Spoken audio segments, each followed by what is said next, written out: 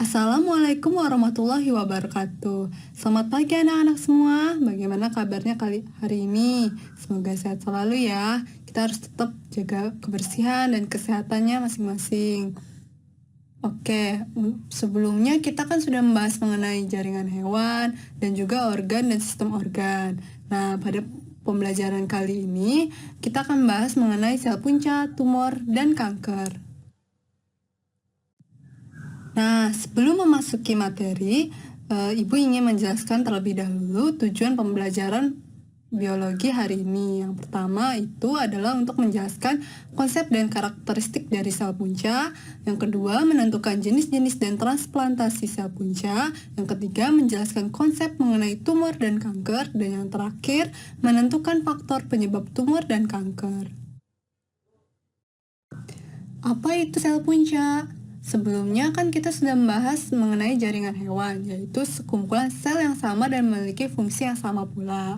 Nah, sel-sel yang telah memiliki fungsinya tersebut awalnya merupakan sel yang disebut dengan sel punca sehingga yang belum memiliki fungsi yang spesifik. Sehingga sel punca merupakan sel yang menjadi awal mula pertumbuhan sel lain yang menyusun keseluruhan tubuh organisme. Selanjutnya kita akan membahas mengenai karakteristik sel punca. Sel punca ini memiliki karakteristik yang pertama yaitu belum berdiferensiasi, sehingga dapat berdiferensiasi menjadi sel lain. Contohnya seperti sel punca yang berdiferensiasi menjadi sel darah, atau sel punca yang berdiferensiasi menjadi sel penyusun otot, dan lain sebagainya. Yang kedua yaitu mampu memperbanyak diri atau bereplikasi. Dan yang ketiga, sel punca ini memiliki sifat pluripoten dan multipoten.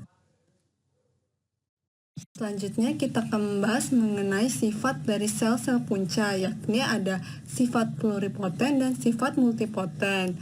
Pluripoten merupakan sel-sel punca yang dapat berdiferensiasi menjadi sel tubuh apapun yang berasal dari ketiga lapisan embrional, yakni ectoderm, mesoderm, dan endoderm, namun tidak dapat membentuk suatu organisme baru. Sementara itu, multipoten merupakan sel-sel yang dapat berdiferensiasi menjadi beberapa jenis sel dewasa, contohnya seperti sel punca pada jaringan saraf, dan sel hematopoietik, yakni sel induk pada jaringan darah.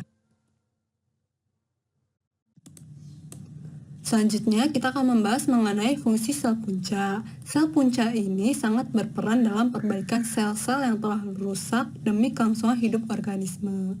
Fungsi lain dari sel punca adalah sebagai bahan transplantasi. Nah, semakin majunya teknologi pada zaman sekarang ini, transplantasi sel punca ini dapat dilakukan sebagai bentuk pengobatan untuk menangani penyakit tertentu. Jenis sel punca berdasarkan sumbernya, sel punca ini dapat dibagi menjadi 4 jenis. Yang pertama ada sel punca embrio, yang dimana berasal dari embrio yang berusia 3-5 hari. Dan yang kedua ada sel punca perinatal, yang dimana didapatkan dari cairan ketuban atau tali pusar janin di dalam kandungan ibu. Dan yang ketiga ada sel punca dewasa, yang didapat dari sebagian kecil jaringan pada tubuh seperti jaringan lemak ataupun sumsum tulang. Dan yang terakhir ada sel punca pluripoten, hasil rekayasa genetik. Sel punca ini merupakan sel dewasa yang diprogram ulang menjadi mirip sel embrio yang memiliki karakteristik seperti sel punca. Selanjutnya mengenai transplantasi sel punca.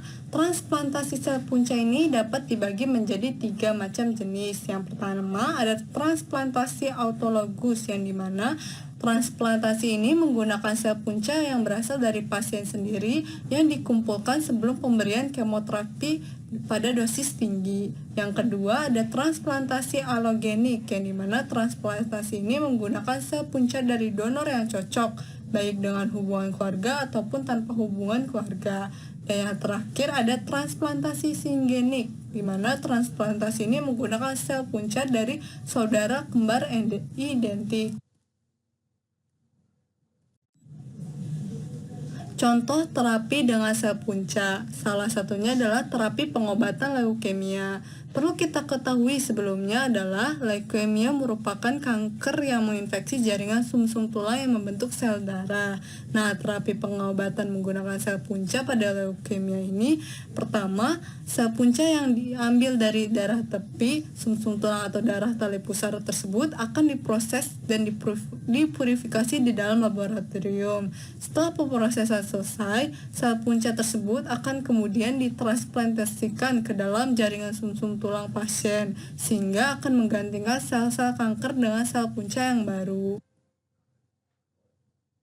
Selanjutnya, kita akan membahas mengenai tumor dan kanker. Tumor adalah benjolan yang muncul akibat sel yang memperbanyak diri secara berlebihan atau akibat sel lama yang seharusnya mati akan tetapi masih terus bertahan hidup, sementara pembentukan sel baru terus terjadi. Sementara itu, kanker merupakan penyakit yang disebabkan oleh pertumbuhan sel abnormal yang tidak terkendali di dalam tubuh dan juga dapat disebabkan oleh mutasi DNA. Pertumbuhan sel abnormal ini dapat merusak sel normal di sekitarnya dan di bagian tubuh yang lain.